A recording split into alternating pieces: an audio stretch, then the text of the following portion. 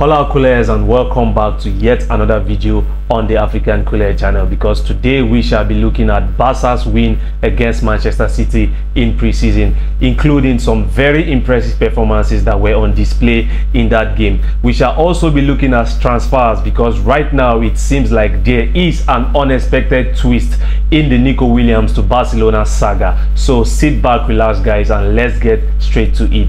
But in the late hours of Tuesday night stroke early hours of Wednesday morning, depending on your time zone, Barca played their first proper preseason game of the Hansi Flick era when they faced Pep Guardiola's Manchester City in the city of Orlando. The game ended 2-2. However, Barca won 4-1 on penalties, and I have to say that it was a really impressive performance by Flick's Barca. We saw some of the hallmarks of the team that we expect to see for the most part during the course of Hansi Flick's tenure in charge, and you could see from the reactions and expressions of Pep Guardiola during the course of that game, you could tell that Barca left a really good impression of themselves out on that pitch. Hansi Flick fielded a largely youthful starting lineup, which is no surprise because the squad that traveled to the USA on the US tour is largely a youthful squad, and Flick named a largely youthful starting lineup for that game in Orlando. And it is said that the lineup that we saw against Man.City was the lineup that ended up victorious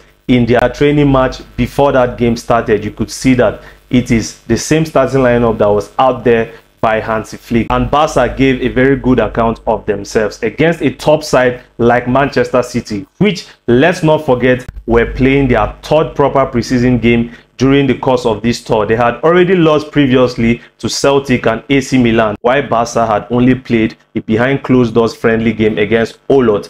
But Barca started the game really well, and I was very impressed with the performance of Marc Casadó. He gave a very good account of himself, and he set up the opening goal in the 24th minute for Pau Victor, and it was a really exquisite pass by Marc Casadó. He bossed the midfield for the 75 minutes that he was on the pitch, and he continues to impress, because we have heard that Hansi Flick has been very impressed with him during the course of preseason training. And against City, he had a very monstrous performance in midfield. He showed everything that a Barca midfielder should have, and he set up that all-important opening goal for Pau Victor. And I have to say that Marc Casadó didn't look the least bit out of place in that midfield in that game, because he was playing as if he was a veteran. He controlled the game, he was flying into challenges, he was winning the ball back, he was having that aggressive press in midfield, and I will not be surprised to see a lot more of Marc Casadó, because that pivot position is a problem for Barca this season, and he started alongside another youngster, Marc Bernal, in midfield, and both of them, they did a very good job marshalling that midfield for Hansi Flick in that game against City, and I'm sure the German manager would have taken notice of the performances from the youngster. But how about the scorer of that opening goal, Pau Victor?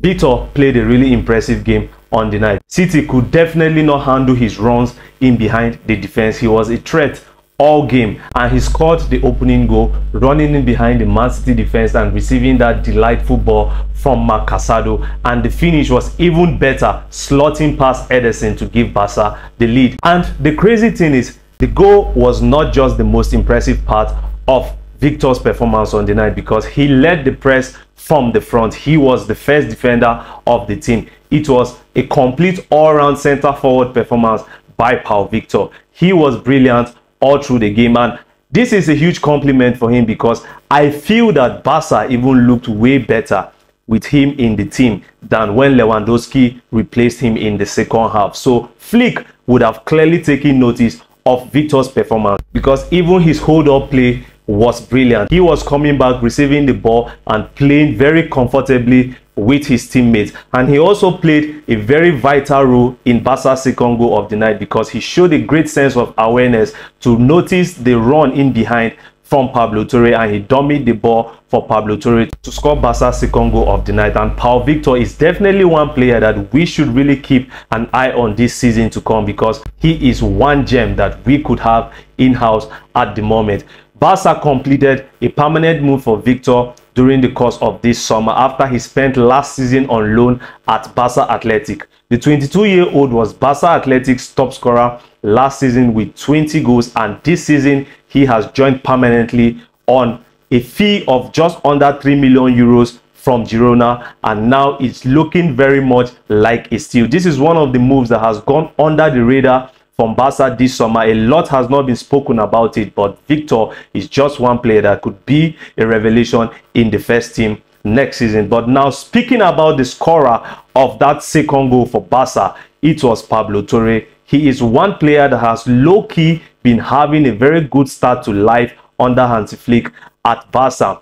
He scored the winner in Barca's first preseason game, which was that behind closed doors friendly against Olot. And now against Man.City, he also scored the second goal, which was a very nice goal as well, because after receiving that cross, which was done by Pau Victor, he also showed great skill to dribble the defender and unleash a very low, powerful drive past the reach of Ederson to give Barca the lead. So it was once again a good performance from Pablo Torre. Once again, he had an injury earlier during the course of the preseason, but thankfully it wasn't an injury that kept him out for long, as he had that surgery quickly and he also had that quick recovery to make the trip to America. And now I'm sure that he would definitely be looking to further impress Hansi Flick during the course of this tour, because he is one player that clearly is going to adapt better to the manager's more direct style of attacking play in Barca.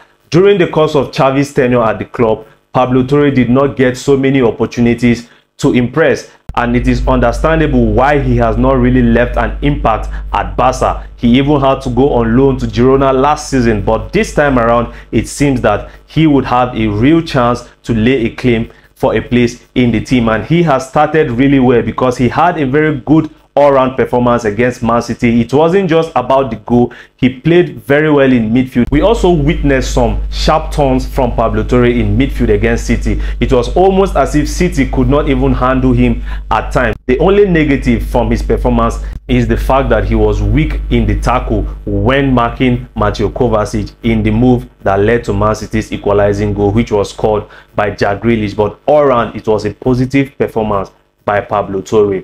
But now I also have to spare a thought for the player who was ultimately the hero of the night. It was 20-year-old goalkeeper Ander Astralaga. Came on as a substitute to replace the impressive Iñaki Peña, and he had the decisive save in the game. He made 2 penalty stops during the course of the shootout to help Barca to a 4-1 win. And it was a really nice outing for the youngster because he played mostly for Barca Athletic last season, and this season he is going to be the third choice in the first team squad. That performance against Man.City is definitely going to give him confidence that there could be a bright future for him at the club, because let's not forget Marc-Andre ter Stegen is not getting any younger, and very soon Barca will definitely be having that conversation about looking for a player to replace Marc-Andre ter Stegen between the sticks. But all round, we saw a very good Barca under Hansi Flick in the first proper preseason game. We have seen with so many teams whereby a new manager comes in and it is very difficult for the manager to straight away implement the idea that they are trying to pass to the team. But this was definitely not the case with Barca and Flick, because against City, we saw a team that was aggressive in the press. They had a clear style of play, and we saw a team that mirrored the manager. So this is really signs of things to come. So let's hope that the team would definitely keep playing like that. And Pep Guardiola was really impressed, because he also said after the game that he was very impressed with Barca's positional play. He was impressed with the performance of the youngsters. He was impressed with the way the fullbacks operated, and also with the way that the wingers operated. And definitely Barca is really looking good under Hansi Flick. And one message that is becoming clearer by the day is the fact that La Masia continues to be trusted. Flick has often praised La Masia a lot in the few times he has spoken since he assumed his role as the Barca manager, and it is clear to see why, because these young players, they are ready. They have been groomed and trained to play in the Barca way, and it is evident whenever they make that jump to the first team, you can see that they do not look out of place. They are naturally ready to compete in the first team straight away. That is why a team full of youngsters against a big side like City, they didn't look out of place. They went out on the pitch and they got the job done.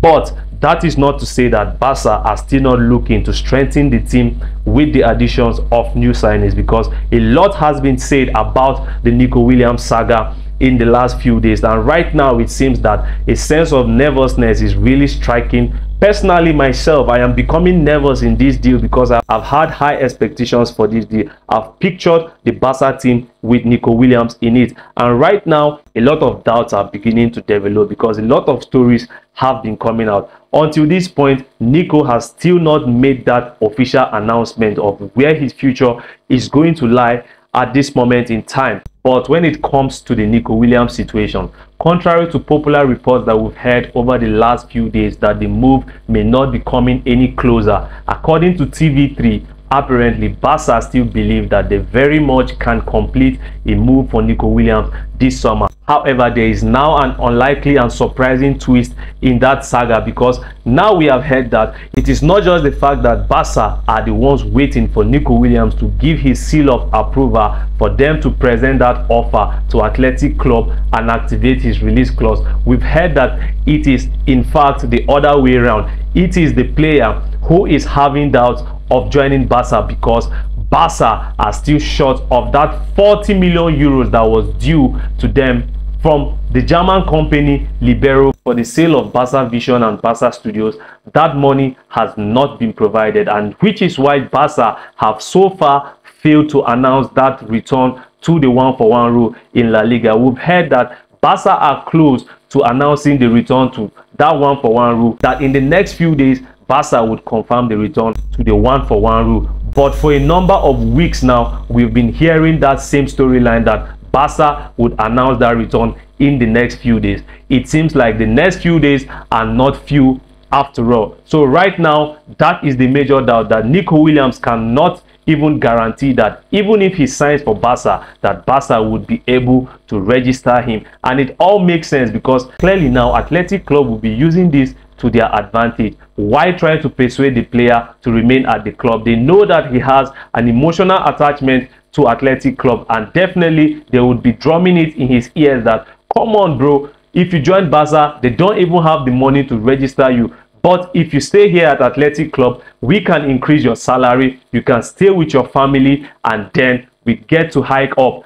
that release clause, which is going to move to the region of 100 million euros if Nico ends up staying at Athletic Club. And if that happens, then I fear that the Barca train might just have passed Nico by, because I don't see Barca coming back to activate that 100 million euros release clause if he eventually decides to stay at Athletic Club. But this is what we are hearing now in this surprising turn of events. It is that Nico is actually the one who is waiting for Barca to confirm that they would be able to register his contract if he decides to make that move from the Basque country to Catalonia. And I think this is a theory that I would definitely subscribe to, because I found it difficult to understand why Barca have let this saga to draw out for so long. Barca did not include any deadlines in that offer for Nico Williams, and perhaps it could actually be because they are the ones who are delaying when it comes to the completion of that deal. So let me know your thoughts, guys. What do you think? Do you think Barca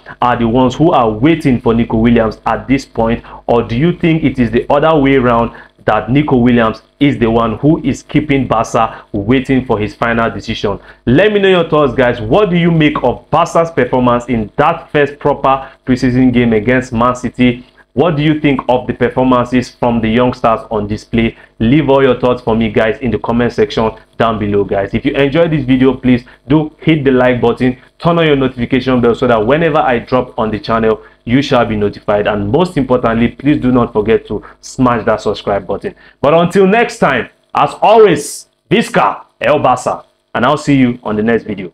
Adios.